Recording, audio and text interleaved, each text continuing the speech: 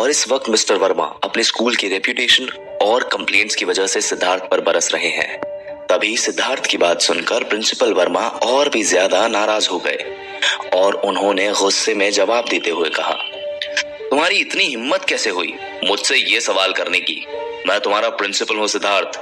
मेरे पास ये सारे हक हैं कि मैं तुम्हें स्कूल से निकाल सकता हूँ और क्लास से भी। लेकिन तुम्हें तो वजह जाननी है ना, तो सुनो। तुम्हारे अगेंस्ट मेरे पास काफी सारी कंप्लेंट्स आ रही हैं कि तुम कभी क्लास टाइम पर नहीं आते, आवारागर्दी में लगे रहते हो। सिर्फ इतना ही नहीं, तुम बाकी स्टूडेंट्स के साथ झगड़ा भी करते हो और आज तो तुमने हद ही कर दी। तुम अब लड़कियों के साथ छेड़छाड़ भी करने लगे हो। मुझे तुम्हारे टीचर ने बताया कि तुम्हें पहले भी काफी सारी वार्निंग्स मिल चुकी हैं, लेकिन तुमने उनको भी बेहद हल्के में लिया। हम तुम्हारे दादाजी की इज्जत करते हैं, इसीलिए इतने दिनों से सब कुछ टॉलरेट कर रहे थे, लेकिन अब सब बातों की अति हो गई है, इसलिए तुम्हें अभी की अभी स्कूल से निकाला जा रहा है। तो अब बिना कुछ बोले चुपचाप यहाँ से चले जाओ।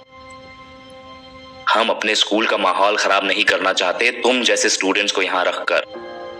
और इतना कहकर प्रिंसिपल वर्मा ने सिद्धार्थ के कंधे पर हाथ मारकर उसे धकेल दिया, जिससे उसकी सारी बुक्स और कॉपीज जमीन पर फैल गई। लेकिन इस बार सिद्धार्थ ने कुछ नहीं कहा। वहीं बाकी स्टूडेंट्स क्लास की खिड़की से बाहर झांक रहे थे और उस पर हंस रहे थे। फिर सिद्धार्थ की क्लास के सारे स्टूडेंट्स उसके बारे में कुछ न कुछ बातें करने लगे, मगर सिद्धार्थ ने चुपचाप अपना बिखरा हुआ सामान उठाना शुरू किया। तभी सिद्धार्थ के कानों में उन स्टूडेंट्स की बातें सुनाई दी। गाइस, ये देखो, इसने तो अपने पैरों पे कुल्हाड़ी मार ली। अभी तो जगह जगह कॉलेज में एडमिशन शुरू होने वाले हैं और इस लड़के ने इतना बड़ा कांड कर दिया। अब इसका क्या होगा? क्या बात कर रहा है भाई?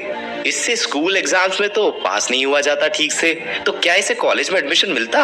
मुझे तो ऐसा नहीं लगता। इस तरह के लोग मेहनत मजदूरी भी ठीक से नहीं कर सकते और इनके बस की कुछ नहीं है। बिल्कुल ठीक कहा तुमने। रुचि के आगे पीछे घूमा करता था, आज उसी ने इसकी लंका लगा दी। और इतना कहकर वो स्टूडेंट्स भी हंसने लगे।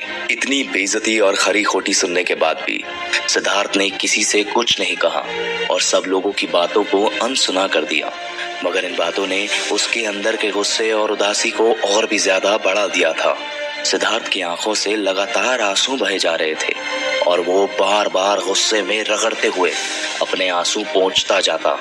लेकिन उसने चुपचाप कांपते हुए हाथों से अपनी किताबें उठाई और वो बिना पीछे मुड़े चुपचाप स्कूल से बाहर आ गया। बाहर आसमान में घने काले बादल छाए हैं, जैसे वो भी सिद्धार्थ की काली जिंदगी को बयां कर रहे हो। तभी अचानक बादल गरजने लगते हैं, जैसे वो सिद्धार्थ के अंदर उठते दर्द का प्रतीक हो। तभी बारिश की तेज धार गिरने लगती है, मानो सिद्धार्थ के साथ साथ आज आसमान भी रो रहा हो।